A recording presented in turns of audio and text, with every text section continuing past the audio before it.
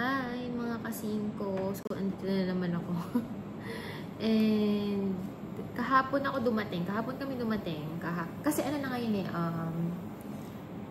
July 10, 4 p.m.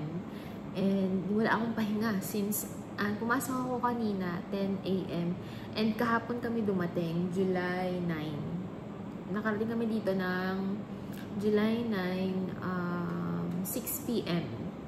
So, ngayon, July 10, 4 p.m. And ngayon lang ako magre-rest. Kasi, pumasok ko kanina ng 10 a.m. Pinapasok na ako agad.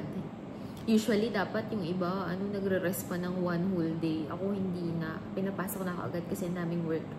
And, ngayon, from 10 a.m. to 4:20, nag-work ako. And ngayon, sabi ko, hindi ako nakapag-live kasi nandito yung amo ko, nag-straight siya. Tapos hanggang, hanggang 7 p.m. pa ako dito. Diba? Grabe, diba? Grabe yung work ko dito. Pero okay lang. Parang, okay lang sa akin kasi wala, ganun talaga. Tapos na ang maliligayang araw, work hard ulit, and then party harder later ulit tayo. So, ikukwento ko na sa inyo, no? Hindi ko alam kung saan tayo magsisimula.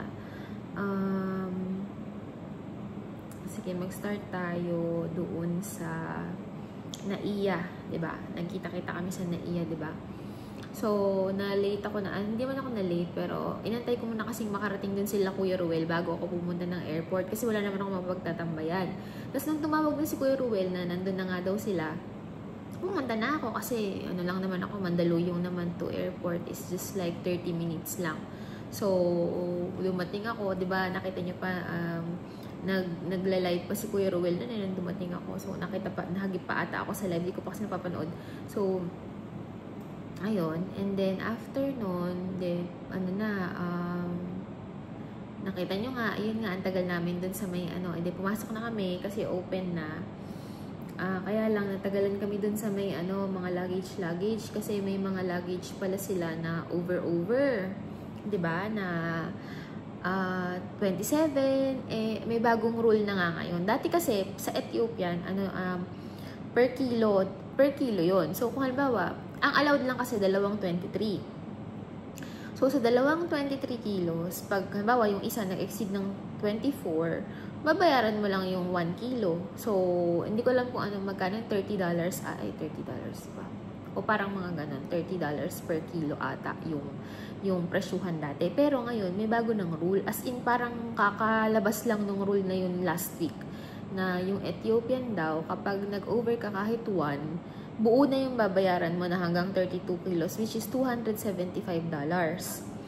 So, ayun, inayos-ayos pa nila doon. Ang tagal nila doon. So, sabi ko, baka magkagipitan ng time. So, ang ginawa ko, habang nag-aayos-ayos sila, kasi daming eksena diba? Parang kukunin pa ata yung isang luggage, mga ganyan-ganyan. Sabi ko kala Kuya Bel, kasi si Kuya Ruel wala nun. Ewan ko, siya ata yung kumuha ng luggage kasama si TM. So, nung kinuha nila, sabi rin naman nila na, sige, sabi ko, pila na kaya ako? Sabi ko, sa self-check-in, sabi ko ganyan. Tapos, kapag para naman, may alam niyo yun, yung para sure na merong mangyayari, ganyan. So, pumila, sabi naman nila, Kuya Bel, sige, pila ka na. So, pumila na ako. Sabi ko, sige, kapag pumila ako, tapos hindi pa rin ako natatawag, kapag natapos na kayo, pupunta na lang din ako sa inyo kung kahit nasan man ako, sabi ko ganyan. Tapos, ako na lang din yung makikiusap kasi kasama ko naman sila, sabi ko ganyan. So, ayun, may tumulong sa amin doon. Thank you so much sa'yo, ma'am. Hindi ko babanggitin yung name niya kasi baka So, tinulungan niya kami. Thank you so much. Ayun na, pumunta na kami doon, nag-check-in na. Tapos, ano ba nangyari? Ayun nga. So, hindi pa ako natatawag sa self-check-in. Pero malapit na rin ako matawag. Pero nakita ko natapos na sila. So, pinuntahan ko na sila. Tapos, may nag-assist sa amin agad. Yung si Miss Ethiopia. Yun. Thank you din pala kay Miss Ethiopia na nagbigay sa akin ng ng boarding pass kasi mabait siya, tinutulungan niya ako. Kasi alam niyang nahihirapan ako. So, tinutulungan niya ako. So, thank you so much sa'yo, madam. And hindi ko nga natanong yung pangalan ni Miss Ethiopia na nagbigay sa akin ng boarding pass. Ayun, edi na-check-in na lahat ng luggage nila. Ako muna kasi, okay na, na-press niya akin, OFW, mabilis lang, ganyan. Tapos sabi nila sa akin, lahat ng mga nandun na taga-airline na yun, sabi nila, ma'am, baka hindi ka pwedeng payagan na sumama sa kanila. Kasi hindi mo sila kaano-ano. So, baka hindi ka payagan na sumama sa foreign passport. Sabi niya lang ganun. So, doon ka dapat sa OFW lane. Sabi nilang ganyan. Sabi ko, ilan silang nagsabi? Madami sila. 5 ata silang nagsabi sa akin. Tapos, ako naman, sabi ko, sige, gano'n din. Nag-iisip na ako ng way kung paano. So, sabi ko, sige, inisip ko lang ng way sa sarili ko. Pero, inatanong ko pa rin naman sa guard ng immigration kung pwede ko silang samahan. Tapos, parang second, option ko na lang na kapag halimbawa hindi talaga ako pinayagan, sabi ko naman kila Kuya Ruel na, wag mag-alala kasi pa-exit naman sila. So, wala sigurong problema yun. Doon na lang kami mag-meet sa scanner ng mga bagahe. Doon ko sila aantayin. So, walang problema. Tapos na, nalagyan na ng mga tag yung bag namin, ganyan. Tapos, naipakita na lahat ng bag. Tapos, nanong ko sila kung naipakita na ba lahat ng bag. Oo daw, ganyan. Lahat daw ng hand carry. Kasi sabi sa akin ni Miss Ethiopia, ma'am, ito na ba talaga lahat ng bag? Sabi ko, tapos nanong ko sila, si mga kasama ko, yung pamilya. Sabi ko, ayun na ba lahat naman? Oo naman daw, okay na daw, ganyan. Wala daw problema, ganyan. So, diretso na kami. So, pumunta kami ng immigration na.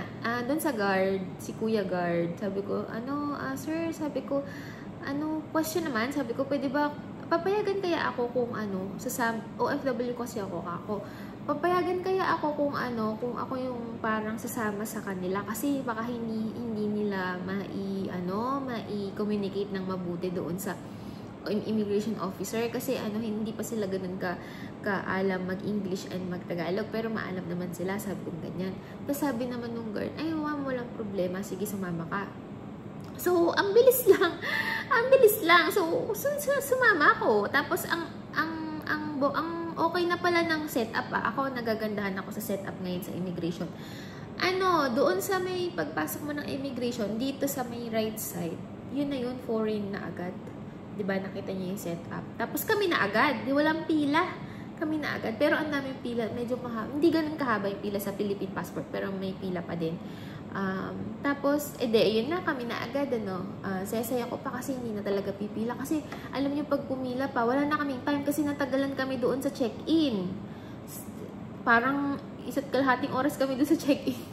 Kasi, syempre, i-fill up pa. Yung ganyan-ganyan. Ikikilo pa. Yung mga ganyan. Tapos, tapos nung hindi pa na ibibigay yung boarding pass, umalis sila, tapos hindi pwede yun, dapat makikita sila. Yung mga ganong eksena, maraming mga eksena na talagang ang tagal na pa-process ng mga bagay-bagay dahil nawawala sila. Syempre, nagpapaalam sila, ganon-ganon. Hindi naman pwede ibigay sa akin yung mga boarding pass nang hindi sila nakikita. So, ang daming tawag pa nun, ganon-ganon.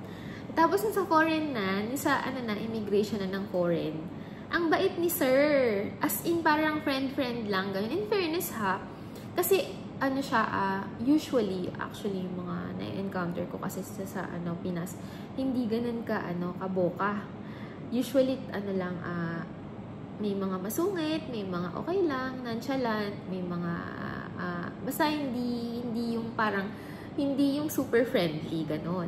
Pero si sir, parang super friendly siya na parang, alam niyo yun, yung barkada-barkada lang. So, na-amaze ako kasi sana ganun na yung nila, yung attitude nila. Kasi ganun sa ibang bansa, yung mga immigration na parang sabihin pa sa'yo, oh, welcome, ganyan. Yung mga ganon-ganon, diba? So, si sir, ganun siya. So, natuwa ako sa immigration officer natin na yun. And, ayun na, pinaprocess na, ganyan. Ang naging problema ko lang naman nun, kasi hinahanapan nila ng resibo si Chamame. Sabi niya, magbabayad na lang daw. May binilin nga sa akin si Kuya Ruel na hindi na daw kailangan ng exit clearance kasi nag-Korea nga daw. Hindi ko naman magets kung ano yung hinahanap ni sir. Eh di, hindi kami nagkakaintindihan. Punta pa ako ng punta kay Kuya Beljun. Buti na lang, nung sabi ni Kuya Beljun, nasa black na bag. Nung sinabi na nasa black na bag, ayun, buti nandun na, hinanap-hanap na lang namin doon. Tapos si Sir na yung nangyayalam, ma'am, yun, tinuturo na lang niya kung ano. Kasi lahat ng mga papel, inilabas ni, nung nanay, pinapakita niya, ito ba, ganyan. Tapos pinapakailaman pa niya yung mga nandun sa papel. Eh di sinasagot siya na hindi sa'yo to, gumaganon yung officer, ganyan. Kasi ayun, gumaganon na yung nanay. Sabi ko, hindi yun sa atin. Sabi ko, sa iba yun. Sabi ko, ganyan. Di pinapakita na niya isa-isa. Napaka-friendly din naman.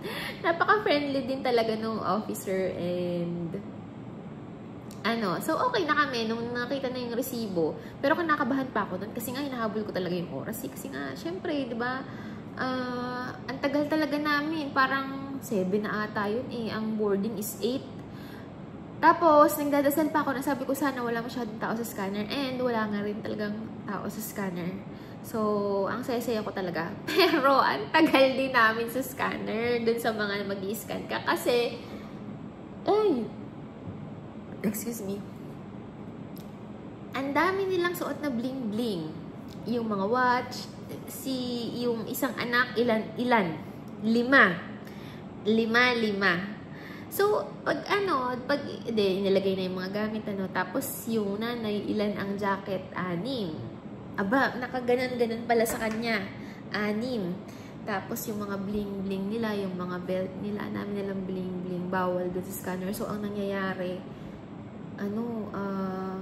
labas-pasok. Sasabihin nung officer, buti nga mabait din yung mga officer. Sabi, sige, balik ka na lang ulit. Pasok ka, tapos balik ka ulit. Lumabas na kasi siya, di ba? Eh, may nakita. Yung pala, may belt. Pumasok ulit. Eh, may nakita ulit. Yung pala, may suot-suot na, nakatago, ganyan-ganyan ng mga bling-bling. Eh, di balik-balik sila. Meron pa sa bag. Sabi, ilang bag yung nakitaan? 4 ata, pabalik-balik. 4 yung bag. Sasabi kasi, wala ba talaga kasi di ba dapat nilalabas yung mga computer, laptop, ganyan. Sabi nila wala. Wala sila nang wala. Yung pala meron.